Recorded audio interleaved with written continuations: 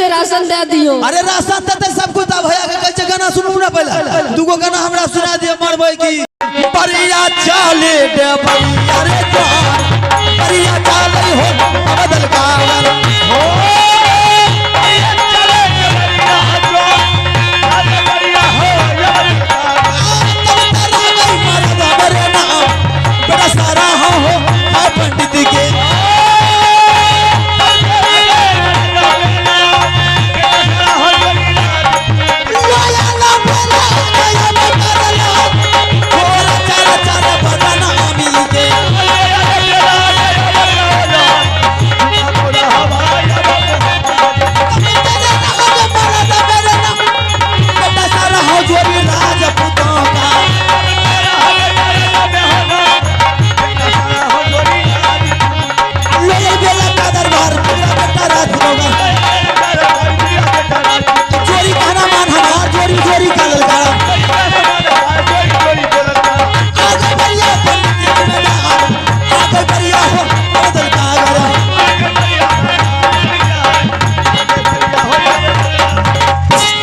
की करूँ? अरे रवा ये पहला है दलदल पार करना है। इस दलदल में बोलो ना ना हो सूरज तो कुछ दलदल इस दलदल में पहले कौन घुसेगा? पहले तो ही घुसो ना। हम क्या घुसेंगे? पहले तुम घुसेगा। मैंने मरा था गरीब के बेटा ना। मर जा गरीब का बेटा बस के क्या करेगा? गरीब का बच्चा को खाना मिलता है। हमें नहीं जब तो जबरदस्ती मैदान में किसी छात्र के साथ अगर युद्ध होता है तो बोलता है कि भाई साहब आप बैठिए हम मुकाबला करेंगे। तखन तो ब्लड गरम रहे जगन ब्लड ठंडा गले। अच्छा मरे के बेर में ठंडा सुन ले पहले इसमें तुम जाएगा हमें जब हाँ उसके बाद हम जाएंगे। दलदल नहीं मर जाएगा बेहोदा। अच्छा ये काम करो बोलो हमरा टांग में करी बनो। अच्छा दलदल में कहे अगर था ला लेते तो तोरा कब जाओ। सही बात। अगर नहीं था लेते तो खींचो भैया खींचो तो खींच लेंगे। नहीं जो छोड़ दियो चपदा नहीं चल जाए। नहीं ऐसा नहीं करेंगे। नहीं करेंगे। चल ठीक है तुम्हारे पैर में मैंने शिकर लगाता हूँ तुम पहले इसमें घुसे। ठीक ठीक माता है गे सुन ले गंगा मेरी माँ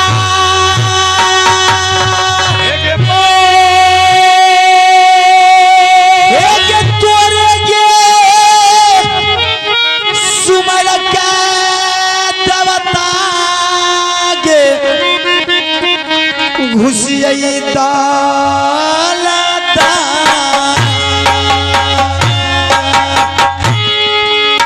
कलिए के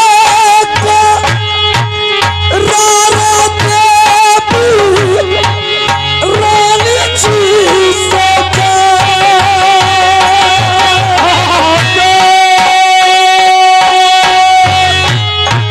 कलिए के रारा माता के हमें रानिया आसमान लडुआ देवो के चढ़े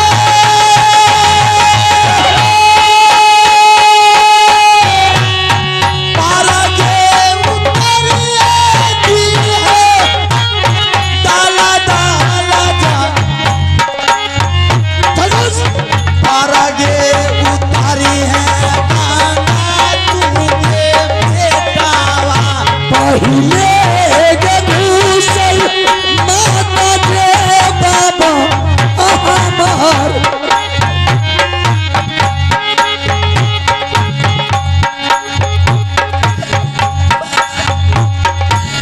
चला तू से खुशी मारे माया गंगा जी जोरे लागल पाथी के देवता देव बाल दे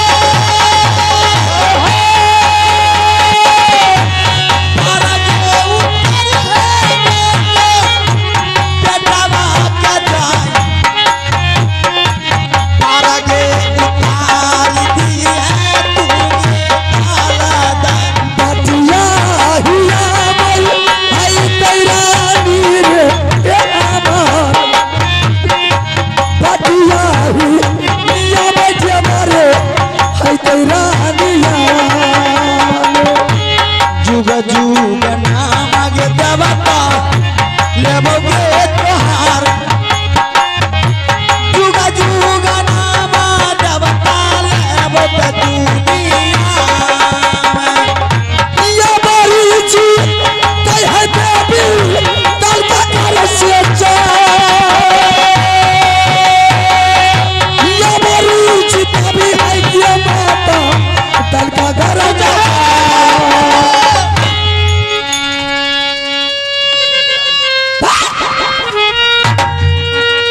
बेहुदा कहीं का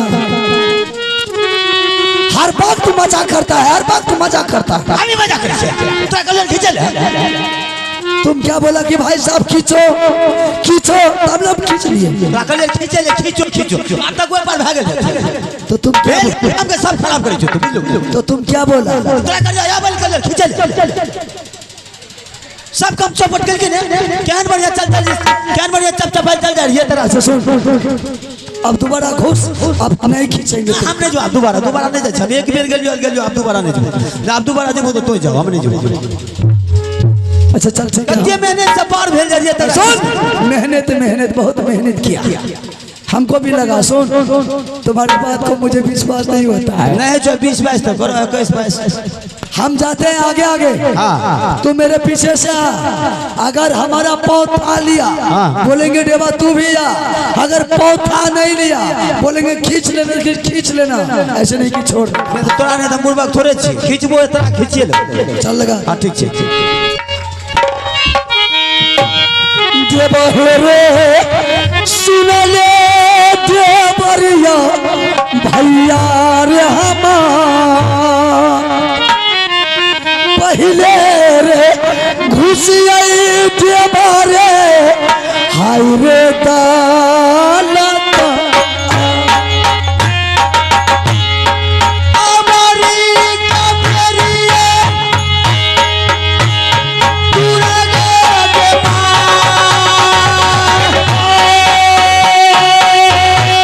पार के उतारी है देवता हाय गे दालत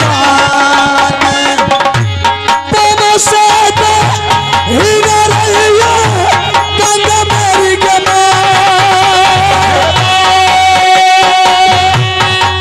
से हीरा के माता रही है दालत रही है शहीद के देवता बेटा पर जाय जुग जुग नाम देवता ले बत दुनिया सद देखे रल के माता रानी के हमार सद देखे रल गई देवी है गे रानी अपने भरोसा लागई बेटा के जाय बन गे पारा हई बेईमान दाला तोहर सुन मर के माता डाला डाल में घुस लेंगे चार तोहर सुमर के माता रखवा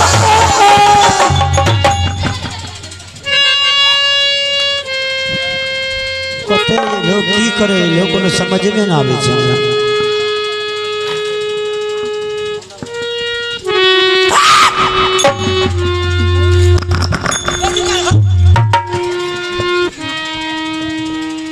तुमको बोला था खींचने के लिए तो कलो आबई अरे मैंने बोला रे देवा तू भी आ बेहुदा कहीं का तूने खींच लिया अरे बता ना केना भागले तो कलो आबई हम कहली आबई भले के ए भैया घुर जेबो क्या अब घुरियो जाना शमशान से लाश लौट के घर नहीं जाता ना की करबो अरे सुन तूने अच्छा किया कि खींच लिया नहीं तो हम तो अंदर जा रहा था अंदाज के हो हमरा साथ की भेले हमरो साथ तबे हा भेले रे तो तुमको बोलना चाहिए रे बेहुदा हमें बोलते तो तब तो टड़ाई लेती हो तो रोड टड़ाई ले खादी ले ले तो हूं घुस के तो बोले तब पता चलता अब क्या करेंगे आप घुर जा नहीं ऐसा नहीं होगा मैंने सत्य देवा हरानी मांगेगा 3 सामान कहाँ से देंगे खिलौना कहियो नहीं जा सकती कैसे नहीं जा सकते जेबे करबो कोई उपाय कोई सोचना है काम करबो बोलो दुर्गा माई को बोले सही बात आज तक मैंने इतना बचपन से पूजा किया, वो माँ सब रोज पूछती थी कि बेटा क्या वरदान चाहिए। मैंने माँ को जवाब देता था कि माँ समय आने पर जिस रोज मुझे मौका मिल जाएगा उस रोज तुमको मांगेगे तो देना। ठीक कह लो। आज यही बात का बहादुर माँ दुर्गा को आवाज लगा, अगर आज ये संकट को पार नहीं किया, मारते लात से हरमजादी का मंदिर को राजमाबा में तोड़ करके फेंक। अखन नहीं बोल, पहले बोल का नहीं तब ने कुछ करबो। अखन ये बोलबो तो अगर जानी से पहले जेल जेतो तब लियो घंटा। उसका बाप आएगा ऐता आया बोला उसको। अच्छा प्रेम से बोल का प्रेम। ठीक है माता है गे सुनले दस भूजा एक्टिव करे मोरी गे मां हे गे आफत में परल छौ बेटा गे हाई गे दाल का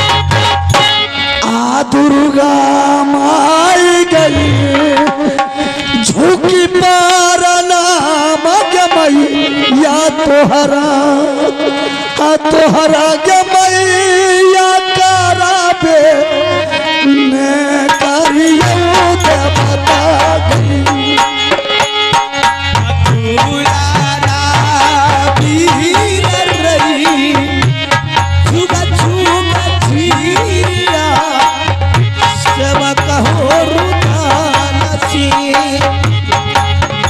अब धीर बाबू आँख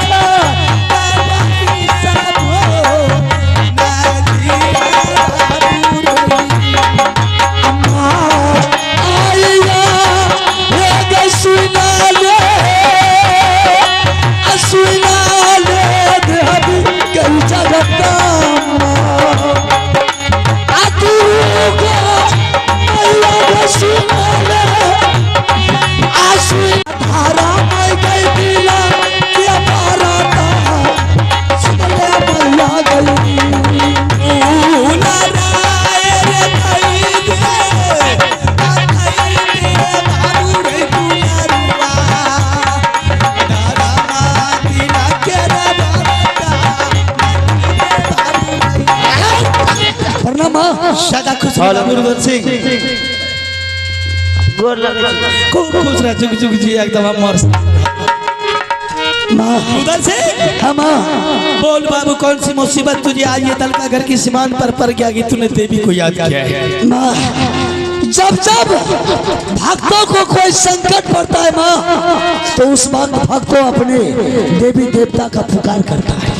सही बात है माँ, जो हम कहेंगे तुमको, तुम सारे बात को जानने वाली स्वयं जगदम्बा है माँ, क्या तुमको हम कह करके सुनाएंगे? जगत जननी जगदम्बा सारी बातों को जानती है, फिर भी जब तक तुम अपने मुखार बिंदु से अपनी कष्ट नहीं बताओगे तो सेवक तुझे सांस नहीं दे सकते। ठीक है माँ, मुझे ये दलका घर जाना है माँ।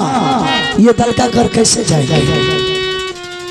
तलका घर की तैयारी फिर क्या है तुम? हाँ माँ, क्यों मौत को अपने हाथों में लेकर चलता है? जब से मैंने जन्म लिया माँ, अपने मौत को अपने साथ में लेकर के चलता हूँ। जिंदगी से तंग आ गया है तो घर में बैठ।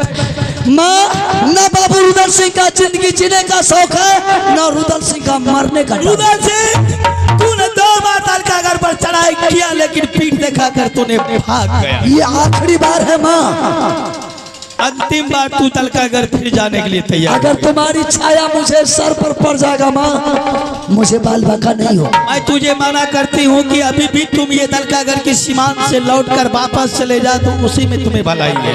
माँ, अगर यहाँ से वापस लौट करके जाएंगे घर, क्या जवाब देंगे घर में जिससे मैंने सत्य किया? तलका घर चढ़ने के तुम्हें एक उपाय है। बोलो माँ। मुझे कुछ दक्षिणा चाहिए। दक्षिणा चाहिए? हाँ ठीक है माँ, जितना संपत्ति लूट करके लाएंगे, आधा तुम्हारी आधा हमारी। 50-50 देवो, 50-50। अच्छा, 50-50 देगा कि 315 देगा? ना ना 50-50 देंगे। ठीक है देवा। यार नहीं देवी आदेश, तो अपने से दोनों भाग काट लेबो, सौसे गांव वाला के फंसा देबो, दिया जवाब। अगर मैं तुझे तलका घर नहीं टपाऊंगी, अपना तलवार अपने गर्दन पर चला लूंगी। रखी वाला का फंसा देबो, केस क्या तो ही दबा दे। अच्छा, आप तो भक्त फंस गया भगवान के वेश में। ठीक है बाबू रुदल सिंह, अरे देवा, अगर तुम ये तलका घर की संपत्ति जो लूटोगे, आधा हिस्सा देवी की उसमें रहेगा, आधा तुम रखोगे। हाँ माँ, उसका बाप का कर्जा लूटेंगे हम, फांसी पर चढ़ेंगे हम। चलो आज मैं पार हो जाओ ना। इस समुद्र को मैंने आज सुखाकर बिल्कुल रेत बना देती। सुन लो माँ, तुमसे मेरा एक विनती है, जैसे आज ये सुखल दलदल मुझे पार करती है, जब तक बाबू रुदल सिंह दलका घर से वापस राजमहल नहीं आएगा, तब तक ये दलका घर का ये जितना बर्फ का पानी है, ये दलदल है, बिल्कुल सूखा रहना चाहिए। सूखा, ये सदा के लिए ये नदी सूख जाएगी, और सदा के लिए भला के नोक जो उल्टा गिरा हुआ वो बिल्कुल मोम बन जाएगा। सब भला के नोक पर जहर मिलाया है, सबको मोम बना दूंगी, एक बार भी नहीं तुझे पैर में गड़ेगा। जैसे तुम पैर रखोगे मिट्टी में मिल जाएगा। ठीक है माँ, लेकिन माँ जीत करके आएंगे या हार करके आएंगे? बेटा या मार के जाएंगे, या वह दुष्ट को मैंने मार कर विजयी भव, विजयी भव। कुछ पाने के लिए कुछ खोना पड़ता है, उसके लिए मैं जान हाजिर हूँ। और समय से पहले भाग से अधिक कुछ नहीं मिलता है। बेटा चल, आज मैं तुझे तर पाती हूँ दलका घर में। चल माँ, सबसे पहले ये दलदल बर्फ का पानी पार कर दे, जितना भला के नोक में जहर मिला है सबको तुम अपने शक्ति से उसको भस्म कर दे, फिर देखा जाए। आगे मैं चलती हूँ, पीछे पीछे तुम। बिल्कुल तैयार हो माँ। हाँ बाबू अरे चल रे तू ये दलका घर नगरिया के जय भैया।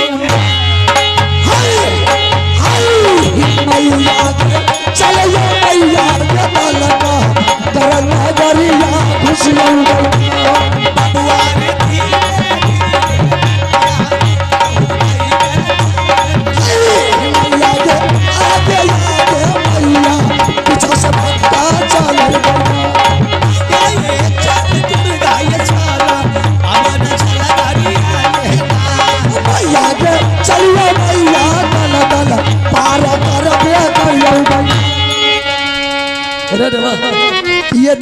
क्यों फंसा दिया तू?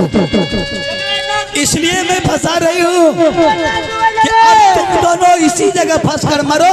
देवी जा रही है। मुझे ये दलदल में फंसा करके जा रही है, इसलिए क्यों? इसलिए वहाँ कुछ बोले की बोले तुम दोनों के दिल में खोट है। कैसी खोट? तुमने मुझसे वादा किया था ना कि ये दलका घर की जो भी संपत्ति अगर लूटूंगा तो दोनों का आधा आधा हिस्सा होगा। हाँ मैंने वादा किया। लेकिन मैं जब आगे चली भूल दलदल को सुखाने के लिए नदी में, तो तुम दोनों विचार कर रहा था उसकी बाप का कर्जा धरे है।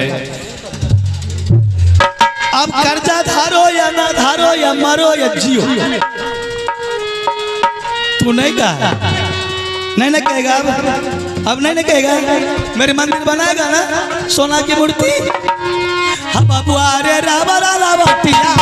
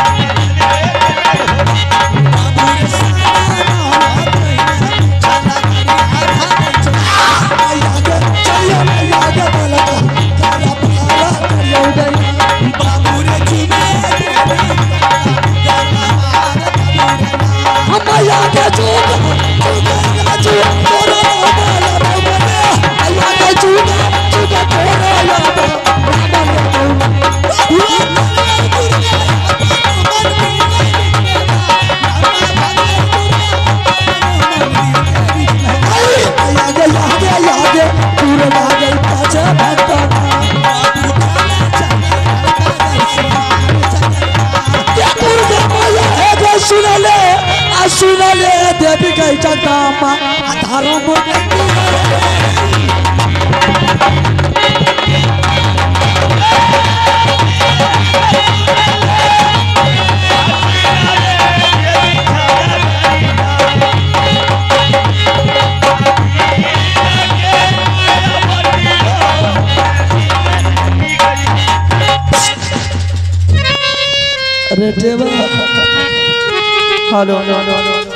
ये तो 3 संकट को पार कर दिया।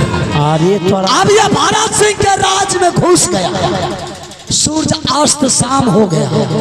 शाम होते होते किसी के दरबार जाएंगे तो कायर का बच्चा खा लेंगे। शाम को नहीं जाएंगे, शाम को नहीं जाएंगे। सुबह सूरज उदय होगा, उसके राज उसके दरबार में जाकर के चढ़ाई करेंगे। तेरा भोर कर हाँ तंबूक लगा दे उसके राज में, इसके बगीचा में भर रात दोनों आदमी आराम करेंगे। सुबह सूरज उदय होगा, दोनों आदमी ताल ठोक करके चलेंगे, सीधा ताल चलेंगे। बिल्कुल चल बैठो, तंबूक लगा, चलो आराम करो। करे आराम डबरिया रे जवान, करे आराम रे तुम के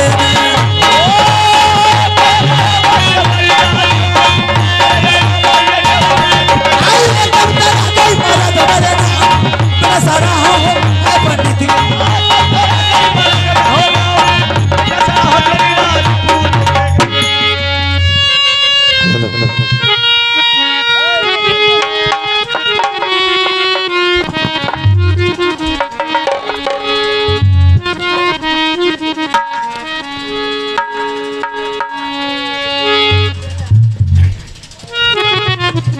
हेलो चेक 1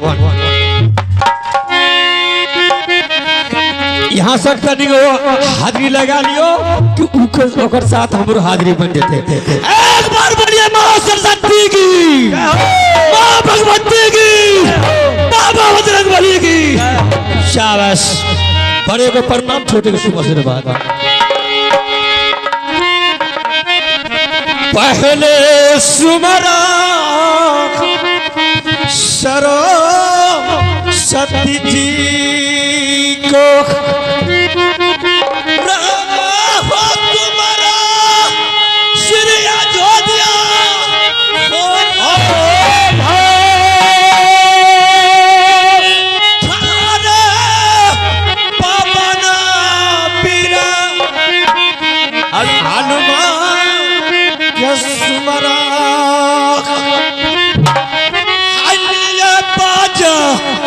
रंगा पाली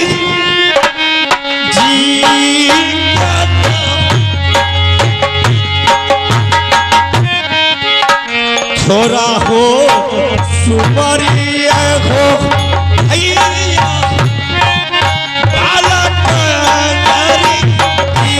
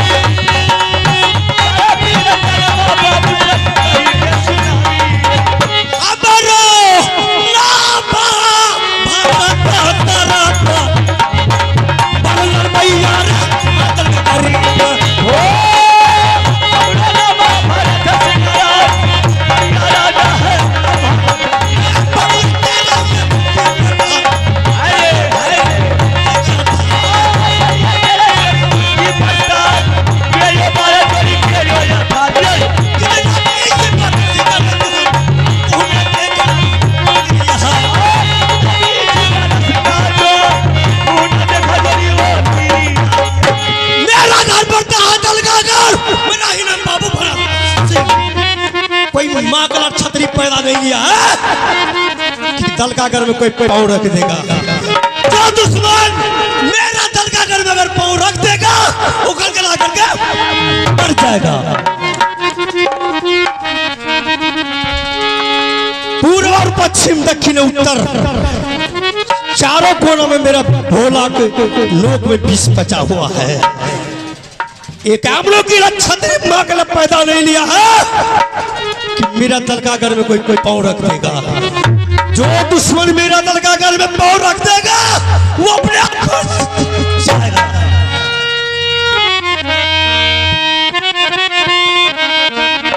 अरे तब यार बेला दया में करना बढ़िया भाई के बाबू फंस गया।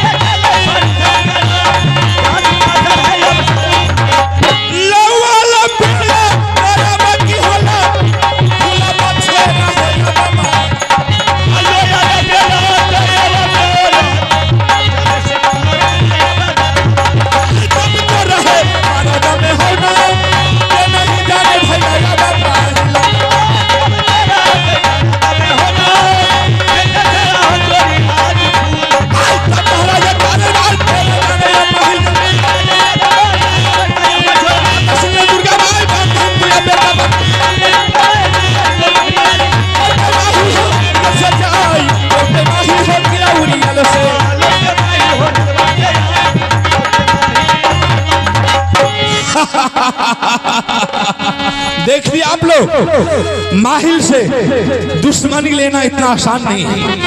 आज मेरा दुश्मन रुदल सिंह और देवा पंडित दोनों 3 सम्मान के लिए डलकागढ़ राजा भरत सिंह के पास जा रहा है, लेकिन आज मुझे बीच में अवसर मिल चुका है, क्योंकि मां दुर्गा ने जो कि दलकागढ़ पूरे राज में जो कि 7 कोस तक दलदल बह रहा था उसको सुखा दिया है, और 14 कोस तक बर्फ का पानी बह रहा था उसको भी सुखा दिया है, और पूरे दलकागढ़ चारों तरफ पूरे राज में जो उल्टा भाला गड़ा हुआ था और हर एक भोला के नाक पर विष पचाया हुआ था उसको मोम बना दिया है। आज मैं रुदल और देवा से पहले मैं राजा भरत के पास जाता हूँ। मैं राजा भरत सिंह को उल्टा सीधा पढ़ा करके मैं दोनों दुश्मन को दलकागढ़ राज में मिट्टी में नहीं दफना दिया तो मेरा नाम माहिल नहीं। आज मुझे दुश्मनी का बदला सोल हो जाएगा, उससे पहले मुझे जाना होगा, क्योंकि अगर मैं देर करता हूँ थोड़ा तो मेरा काम नहीं बनेगा। हे यो यहाँ का बरता भैया यहाँ माँ छोड़ू, हे यो अब तो सुनो आगे का बयान, हे यो पकड़ो रहिया भैया, हे यो दलकागढ़ के, हे यो जहाँ बसई राजा भरत सिंह हमार, हे हो खबर जनैबै हम राजा के तब तो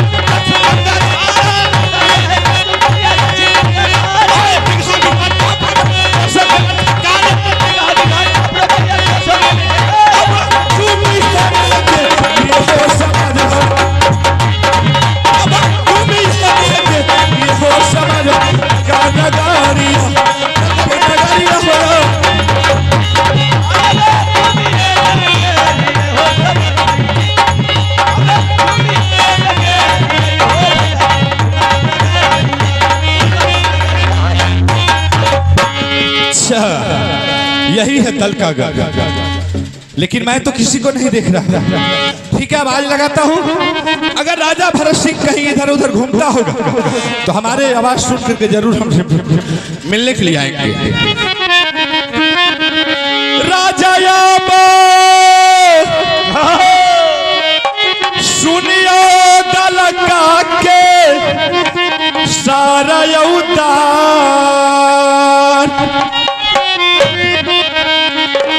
ये राजा यो करियो होता